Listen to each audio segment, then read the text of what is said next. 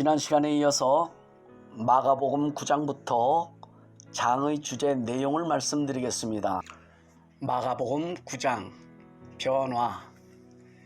예수님께서 베드로와 야고보, 요한 세 제자들을 데리시고 높은 산에 오르시자 옷의 광채를 바라며 신비한 모습으로 변화되고 모세와 엘리야와 더불어 대화하실 때 구름이 저들을 덮으며 구름 속에서 소리가 들리며 예수님의 말씀을 들을 것을 제자들에게 명령하십니다. 예수님의 모습이 영광스럽게 변화한 이 사건은 예수님이 메시아이시며 하나님의 아들이심을 입증하는 것이고 또한 십자가 이후 장차 얻을 영광을 예시하는 것입니다. 또한 예수님께서는 지옥의 고통에 대하여 언급하셨는데 48절과 49절을 보면은 구더기도 죽지 않고 불도 꺼지지 않는 지옥불에서 사람마다 소금치듯 하리라 말씀하셨습니다.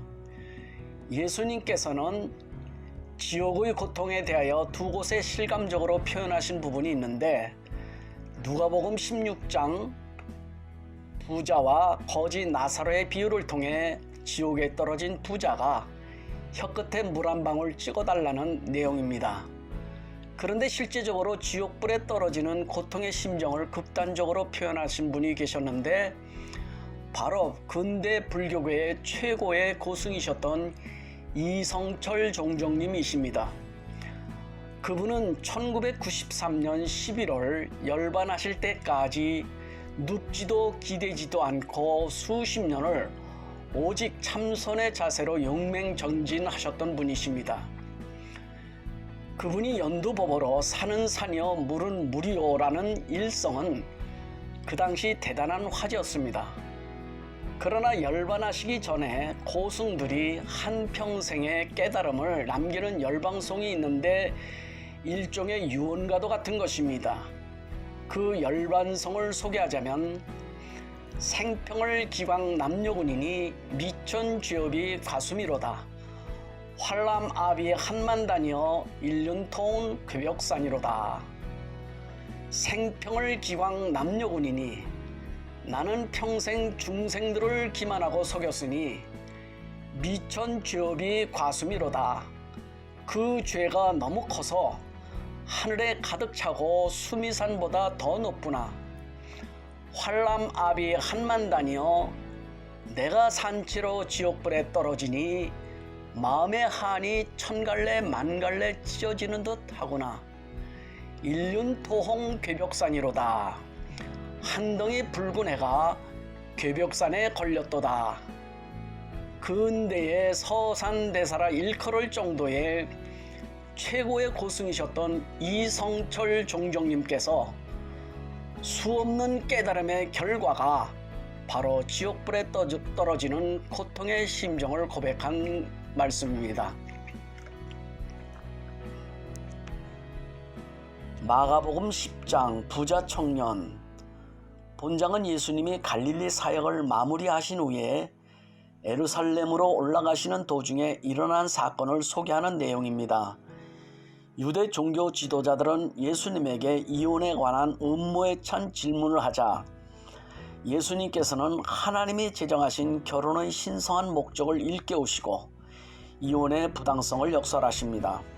이어 한 부자 청년이 예수님에게 영생에 대한 질문을 하자 계명들을 지키라고 말씀하시자 이 청년은 자신이 하나님의 계명들을 잘 지킨다고 자부하자 재물을 정리하여 가난한 자들에게 주고 예수님을 따를 것을 말씀하십니다. 그러자 부자 청년은 근심하며 예수님을 떠나갑니다. 그러자 천국과 재물과의 상관관계에 대해서 말씀하시며 천국은 자기를 철저히 부인해야 들어갈 수 있음을 교훈하십니다. 마가복음 11장 호산나. 예수님께서 나귀 새끼를 타시고 예루살렘 성에 입성하실 때 많은 사람들이 종려나무 가지를 흔들며 환영을 합니다. 성전에 들어가신 예수님은 성전 안에서 매매하는 자들과 돈 받고 주는 자들을 내어 쫓으시며 만민의 기도하는 집을 강도의 소굴로 만들었다고 책망하시고 진노하십니다. 마가복음 12장 악한 농부. 예수님께서는 비유로 말씀하시기를 포도원 주인이 농부들에게 포도원을 새로 주고 멀리 타국에 갔다가 때가 되어 돌아온 주인이 소출의 얼마를 받으려고 종을 보냈는데 그 농부들이 그 종을 심히 때리고 거저 보내자 다른 종을 보냈는데 이번에는 머리에 상처를 내고 심지어 능욕을 합니다. 그러자 또 다른 종을 보내자 아예 그 종을 죽이기까지 합니다. 주인은 사랑하는 아들을 보냈는데 농부들은 그가 상속자임을 알고 잡아 죽입니다. 화가 난 포도원 주인은 농부들을 진멸하고 포도원을 다른 사람들에게 주게 됩니다. 예수님은 이 비유의 말씀을 통해 시편 118편 22절 말씀, 즉 건축자들의 버린 돌이 모퉁이의 머릿돌이 되었다는 성경 말씀을 인용하시어 그릇된 유대 종교 지도자들을 질타하시고 심판하십니다. 여기서 몇 가지 상징적 의미를 살펴보겠습니다. 포도원 주인은 심판하시는 하나님, 소출은 믿음의 열매, 그리고 종들은 예수님의 제자들을 비롯한 복음 전도자들, 사랑하는 아들은 독생자 예수, 악한 농부들은 유대 종교 지도자들과 예수님을 십자가에 못 박아 죽인 유대인들, 그리고 포도원을 물려받은 다른 사람들은 그리스도를 영접한 이방인들을 상징한다고 볼 수 있습니다. 마가복음 13장 말세의 재림, 마태복음 24장과 병행되는 내용으로 예수님께서는 말세의 징조의 사건들을 예언하시며 교훈하십니다.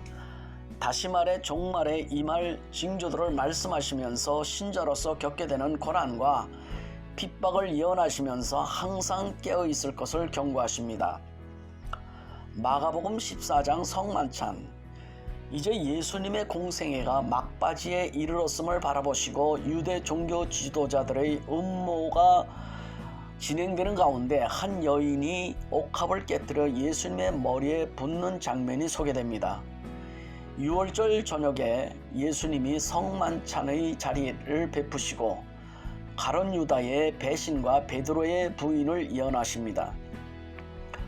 예수님은 제자들과 최후의 만찬을 드실 때 떡과 포도주를 사용하셔서 자기 몸과 피를 상징으로 삼으시고 만찬 후 겟세마네 산에 오르시어 심혈을 기울여 기도를 드리자 가룟 유다가 데리고 온 무리들에게 체포를 당하십니다. 대제사장에게 신문을 당하실 때 예수님의 예언대로 베드로가 예수님을 3번씩이나 부인을 하지만은 새벽달 울 때에 심히 통곡하며 회개를 합니다. 여기서 우리는 귀중한 교훈을 배울 수가 있습니다. 예수님의 12제자 가운데 베드로와 가룟 유다는 똑같이 예수님을 배반하였습니다. 그런데 가룟 유다는 자신의 잘못을 깨닫고 후회를 하고 스스로 목숨을 끊었습니다. 그러나 베드로는 자신의 잘못을 깨닫고 회개를 하여 예수님의 수제자가 되었습니다. 사람은 늘 죄를 지을 수밖에 없는 연약한 존재입니다. 그런데 죄를 지은 후에 결과가 중요합니다. 후회를 하느냐 회개를 하느냐입니다. 진실한 회개는 하나님께서 그 죄를 용서하시고 망각하십니다. 하나님께서 하실 수 없는 두 가지가 있는데 하나는 거짓말을 하실 수 없으시며 또 하나는 회개한 자의 죄를 기억하실 수 없으십니다. 마가복음 15장 십자가. 빌라도 총독에게 사형 판결을 받으신 예수님께서는 십자가를 지시고 골고다 언덕으로 오르실 때에 군병들과 유대인들의 조롱을 받으며 지쳐 쓰러지자 구레네 사람 시몬에게 대신 지게 하여 강도 둘과 함께 십자가에 못 박히십니다. 6시간을 십자가에 달리신 예수님께서는 엘리 엘리 라마 사박단이 큰 소리로 외치신 후에 숨을 거두십니다. 운명하신 후 예수님의 시신을 아리마대 사람 요셉이 장사하게 됩니다. 이 날이 6월절 명절 전날입니다. 마가복음 16장 부활장. 예수님께서 십자가에 못 박히신 후 3일이 지난 즉 안식 후 첫날 새벽에 막달라 마리아와 다른 여인들이 예수님의 무덤을 찾아갔지만 무덤 속은 비어있고 대신 흰옷을 입은 청년이 예수님의 부활을 증언합니다. 후에 예수님은 시골로 내려가는 두 제자에게 보이시고 11 제자가 음식을 먹을 때에 나타나십니다. 승천하시기 전에 제자들에게 온 천하에 다니며 만민에게 복음을 전할 사명을 주십니다. 이렇게 해서 마가복음의 장의 주제의 내용을 말씀드렸습니다. 많은 유익이 되시기를 기대하면서 다음 시간까지 건강하시고 주님의 축복이 충만하시기를 간절히 기도합니다. 감사합니다.